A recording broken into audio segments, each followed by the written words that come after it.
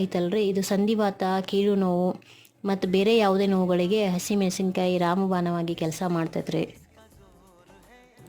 ಆಮೇಲೆ ರೀ, ಹಸಿ ಮೆಣಸಿನ್ಕಾಯನ್ನು ಸೇವನೆ ಮಾಡೋದ್ರಿಂದ ಜೀರ್ಣಾಂಗ ವ್ಯವಸ್ಥೆಗೆ ತುಂಬ ಒಳ್ಳೆಯದ್ರಿ. ಹಸಿ ಮೆಣಸಿನ್ಕಾಯಿ ನಿಯಮಿತವಾಗಿ ಕಡಿಮೆ ಪ್ರಮಾಣದಾಗ ಸೇವನೆ ಮಾಡೋದ್ರಿಂದ ರೀ ದೇಹದೊಳಗೆ ಜೀರ್ಣಶಕ್ತಿನ ವೃದ್ಧಿಸಬಹುದ್ರಿ. ಇದು ಹೊಟ್ಟೆಯ ಭಾಗಕ್ಕೆ ರಕ್ತ ಸಂಚಾರವನ್ನು ಹೆಚ್ಚಿಸ್ತೈತ್ರಿ. ಹೀಗಾಗಿ ರೀ ಸೇವಿಸಿದ ಆಹಾರ ಚೆನ್ನಾಗಿ ಜೀರ್ಣವಾಗುವಂತೆ ಮಾಡ್ತೈತ್ರಿ. ಮಲಬದ್ಧತೆ ಸಮಸ್ಯೆಗೂ ಕೂಡ ಇದು ಒಂದು ಔಷಧಿ ಅಂತಲೂ ಹೇಳ್ಬೋದ್ರಿ. ಆಮೇಲೆ ರೀ, ಹೃದಯ ರಕ್ತನಾಳಗಳ ಕಾಯಿಲೆಗೆ ತುಂಬ ಒಳ್ಳೆಯದ್ರಿ ಇದು. ರಕ್ತದೊತ್ತಡವನ್ನು ಕಡಿಮೆ ಮಾಡುವಂತಹ ಗುಣವನ್ನು ಹಸಿ ಮೆಣಸಿನ್ಕಾಯಲ್ಲೇ ಕಾಣಬಹುದ್ರಿ.